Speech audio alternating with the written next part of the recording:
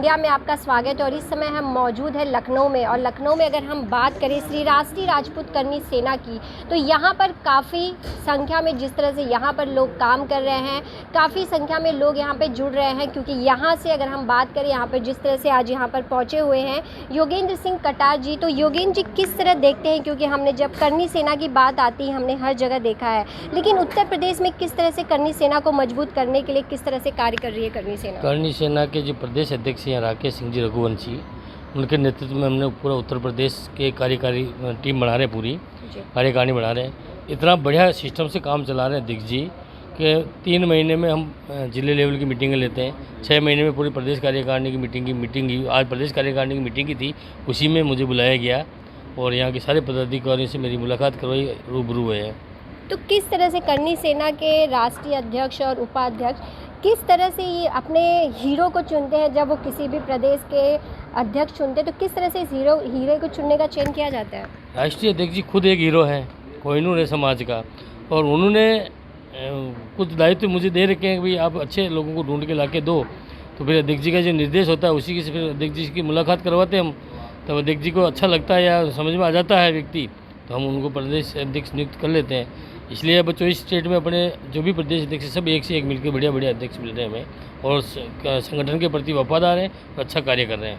तो राकेश जी, जिस तरह से अगर बात करें करनी सेना के पहले की, तो उससे पहले आप किस तरह से ग्राउंड लेवल पर रहकर आप काम करते थे और क्या वैसा लगा कि आपको करनी सेना ने जब आपको चुना तो आप कितने एक्साइटेड थे और आपको क्या लगा कि आपके ऊपर कितनी बड़ी जिम्मेदारी दे दी गई है? इस तरह का क्वेश्चन शायद दूसरा कोई पूछ रहा मुझसे। जब मैं करनी सेना ज्वाइन किया उसके पहले का बैकग्राउंड आपने पूछा। करनी सेना के पहले मेरा कोई बैकग्राउंड नहीं था। मैं किसी पार्टी में या किसी संगठन में मैं एक सदस्य भी नहीं रहा। मेरी करनी सेना जब पद्मावत पिक्चर आई थी, उसी पद्मावत को लेकर के जैसे पूरे देश के राजपूत अलग अलग जगह से पद्मिनी के सम्मान में निकले थे, मैं भी एक बिजनेसमैन था और अपना बिजनेस करता था। मुझे फेसबुक और व्हाट्सएप से भी मतलब नहीं होता था। तो जब मुझे पता चला कि ऐसी ऐसी चीज़ें हो रही हैं तो मैं अपने आप निकल करके आया, और निकल करके आने के बाद इस संगठन में जो लोग पहले से जुड़े हुए थे उन लोगों ने मुझे एक जिम्मेदारी दी थी प्रदेश सचिव की, और उस वहाँ से फिर धीरे धीरे सिलसिला शुरू हुआ। उसके बाद धीरे धीरे कारवां बढ़ता गया और उसके काफ़ी समय के बाद 2-3 सालों के बाद मैं इसी संगठन में रहा, और उसके बाद मुझे जिम्मेदारी आदरणीय दादा श्री सुखदेव सिंह गोगामेडी जी और हमारे दादा बैठे श्री योगी रहा हूँ कि संगठन को आगे बढ़ाऊँ, संगठन में एक नई जान डालूँ अपने युवाओं में।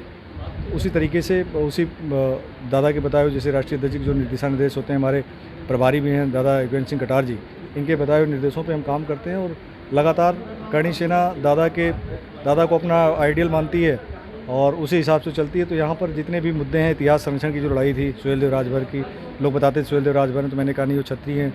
इसी तरह मेहर भोज प्रतिहार की थी, इसी तरह आपके चंद्रगुप्त मौर्य की थी, आल्हा उदल की थी, तमाम ऐसे पृथ्वीराज चौहान से लेकर के बहुत ऐसे सारे ऐतिहासिक यहाँ पे छेड़छाड़ हुए। उसमें हमारे संगठन ने बढ़ चढ़ करके हिस्सा लिया और सरकारों से भी और विपक्षी वालों से भी और इतिहास चोरों से भी लड़ी, और लड़ करके उसमें हम लोग जीत भी हासिल किया और वो लड़ाई आज भी जारी है।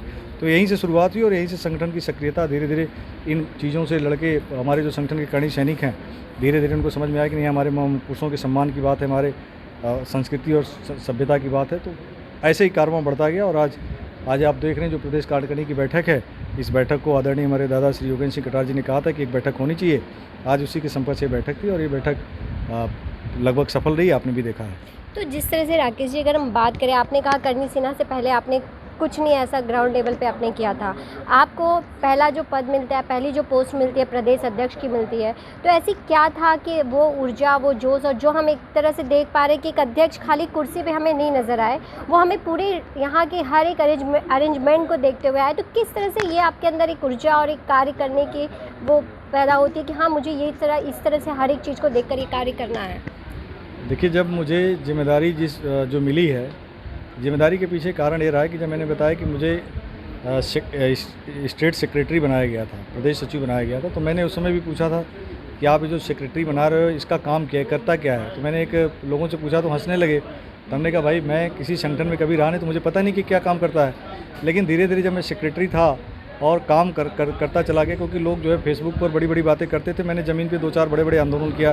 जैसे मैं पहला आंदोलन किया, भारत का सबसे पहला आंदोलन था 2017-18 का जो एट्रोसिटी एक्ट का कानून आया था, तो वो जो जब काला कानून आया था तो उसमें पहले ये सरकारें में 22-23 पॉइंट होते थे अनुच्छेदों में, लेकिन उसको बढ़ा करके 44 कर दिए गया। और बीजेपी की सरकार थी, बीजेपी की सरकार में भी सुप्रीम कोर्ट ने कहा कि जो सवर्ण समाज के लोग हैं, ये सवर्ण समाज के लोग भी, उनको भी जीने का अधिकार है। अगर कोई भी जांच प्रक्रिया करने के बाद ही उनके ऊपर मुकदमा किया जाए, किसी के आरोप लगा देने से आप उसको मुकदमा लगाते हो 6 महीने जेल भेजते हो, ये ठीक नहीं है।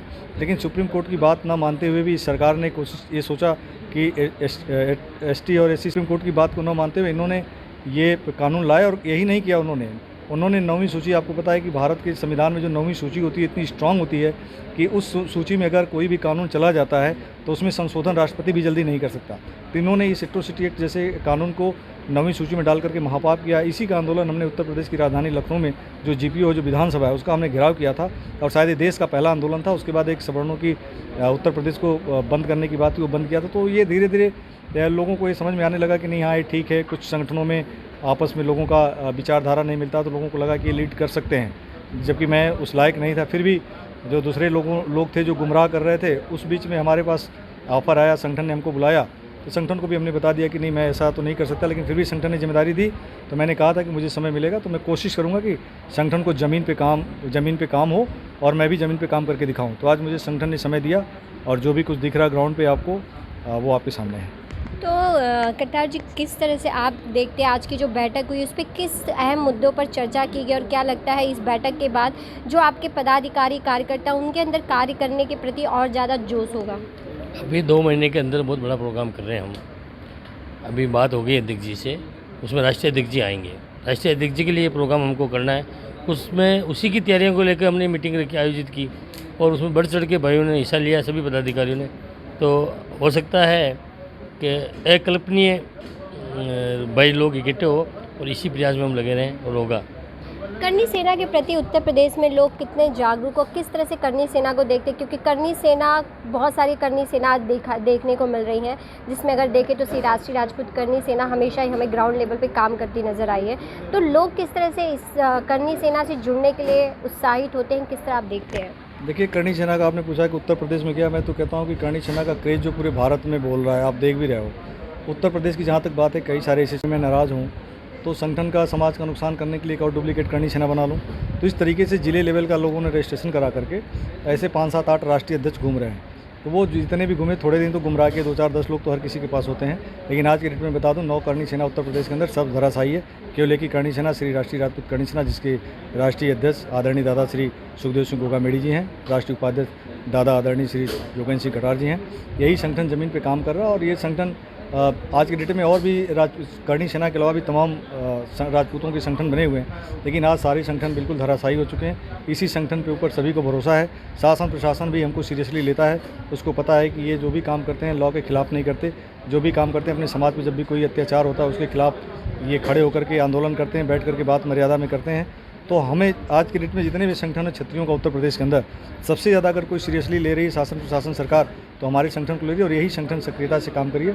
इसका श्रेय अगर मुझे देना होगा तो जो उत्तर प्रदेश के हमारे प्रभारी हैं दादा आदरणीय योगेंद्र सिंह कटार जी और राष्ट्रीय अध्यक्ष आदरणीय दादा सुखदेव सिंह गोगामेड़ी जी, तो इन्हीं के नेतृत्व में हम काम करें। इनका जो आदेश होता है हम काम करते हैं, और उनका इतना बड़ा क्रेज है। तो राकेश जी, करनी सेना को कहा जा रहा है कि लोग जिस तरह से आरोप भी लगाते हैं कि सिर्फ फिल्म के विरोध करने के लिए करनी सेना है ये, आप क्या कहना चाहेंगे? करनी सेना और समाज के बने हुए सब विरोध ही करते हैं, लेकिन उनका विरोध करने का तरीका ये है कि वो सरकारी संपत्तियों में आग लगा देते हैं, कहीं ट्रैक्टर फूंक देते हैं, कहीं रोडवेज फूंक देते हैं, कहीं रेलवे में आग लगा देते हैं, वो नुकसान करते हैं। और करनी सेना ऐसा संगठन है, पूरे भारत में भी अगर आंदोलन करना होता है तो कहीं कोई ये नहीं कह सकता कि किसी की ठेलिया से एक मूंगफली का दाना या एक सेव किसी करनी सैनिक को ले लिया। करनी सेना एक राजपूत समाज का संगठन है, और ये हमारा संस्कार, और ये आज का नहीं, वर्षों से वेद पुराण में भी आप पढ़ोगे तो उसी कल्चर को हम लोग फॉलो करते हो, तो हमारे खून में है।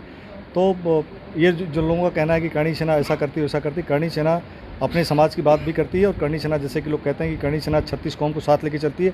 अगर दूसरा समाज भी आकर के हमसे मदद मांगता है तो हम आज भी उसके साथ उसी तरह से खड़े होते हैं जैसे राजपूत समाज के लिए खड़े होते हैं। तो योगेंद्र जी, जिस तरह से फिल्म का विरोध, अगर इतिहास के साथ छेड़छाड़, लेकिन आज एक फिल्म आई जहां भगवान के साथ छेड़छाड़ किया गया है फिल्म काली को लेकर, जिसका विरोध बहुत सारी संस्थाएं करी, क्यों करनी सेना क्या इस फिल्म के विरोध नहीं कर रही है? करनी सेना विरोध नहीं कर रही। करनी सेना तो उसका संजय लीला भंसाली की जो थप्पड़ पड़ा ना, मेरे को लगता है फिल्म इंडस्ट्री वाले भी संतुष्ट नहीं है। इनके तो पूरा परफेक्ट इलाज करना पड़ेगा। जो फिल्म बनाई इसने माँ काली की में जिसमें सिगरेट पीते हुए माता का दिखाया, उसका तो ऐसा इलाज करेंगे भूल के कभी हमारे हत्या छड़ी या करनी सैनिकों के, तो शायद उसका बचना भी मुश्किल होगा। तो क्या लगता है वो फिल्म रिलीज़ नहीं होने देगी करनी सेना? 100% अगर वो सुधार नहीं करेगा तो पद्मावती को नहीं रिलीज होने दिया तो इसकी तो क्या मजाल है। आप किस तरह देखते हैं उत्तर प्रदेश में किस तरह से फिल्म काली का विरोध हो रहा है? लखनऊ में क्या इसके विरोध प्रदर्शन कोई किया जाएगा आपके नेतृत्व में? देखिए, जिस महिला नेत्री का विरोध हो रहा है इस देश के अंदर, और जिस तरीके से हमारे माँ काली के जो उनके चित्र के साथ, फ़ोटो वीडियो के साथ जो चीज़ दर्शाया गया है, वो इतना शर्मसार करने वाला है कि समझ लीजिए कि इंसान का खून खौल जाए। लेकिन फिर भी उसके बावजूद भी इतना विरोध हो रहा है देश के अंदर, तमाम हिंदू संगठन भी कर रहे हैं, हमारा संगठन तो कर ही रहा है, तमाम हिंदू सनातन संस्कृति के जितने लोग मानने वाले सबको बहुत दुख पहुंचा है। लेकिन फिर भी उस नेत्री का लगातार विवादित बयान आ रहे हैं, उसको कोई फ़र्क नहीं पड़ता हो। वो तो यहाँ तक कह रही कि ऐसे जिस देश में अपनी इस तरह की भाषा नहीं बोल सकते और ऐसे फिल्में प्रदर्शित नहीं कर सकते, ऐसे देश में हमको डर लगता है या रहने का मन नहीं करता। तो जो राष्ट्र को नहीं मानता, जो सनातन धर्म को नहीं मानता, तो ऐसे लोगों को ये एक मानसिक रोगी है, और ऐसे मानसिक रोगियों को मैं तो यही कहता हूँ कि सरकार को उसके खिलाफ कठोर कार्रवाई करके उसको किसी पागल खाने में डाल देना चाहिए, जहाँ पे उसका इलाज चल सके। मेरी सिंपैथी उसके साथ इतनी है कि उसको पागल खाने में डाला जाए। तो जिस तरह से आपने देखा कि उत्तर प्रदेश में लखनऊ में एक कार्यक्रम का आयोजन किया जाता है, जिस तरह से एक बैठक की गई, यहाँ पर उत्तर प्रदेश के कोने कोने से यहाँ पर लोग उपस्थित रहे, क्योंकि यहाँ पर 2 महीने के बाद एक बड़े प्रोग्राम का आयोजन किया जाएगा जिसके पे यहाँ पे चर्चा भी की गई। और इसी प्रकार से फिल्म काली का विरोध जिस तरह से अभी बाकी संस्थाएं कर रही, तो वहीं करनी सेना भी इस फिल्म का पूरा विरोध कर रही है। और जिसका जवाब देने के लिए करनी सेना के राष्ट्रीय उपाध्यक्ष ने कहा कि फिल्म कैसे रिलीज़ होगी ये वो करके दिखाए। अब देखना यह होगा इस फिल्म की निर्माता किस तरह से इस जाल में फंसती जा रही हैं और करनी सेना का सामना किस तरह करेंगे। बस आप हमारे साथ ही बने रहिए आगे और भी खबरों के लिए। सहयोगी आदित्य सिंह के साथ मैं शालिनी सिंह, सक्षम न्यूज़ इंडिया, लखनऊ। आप देख रहे हैं सक्षम न्यूज इंडिया, सबसे पहले सबसे तेज।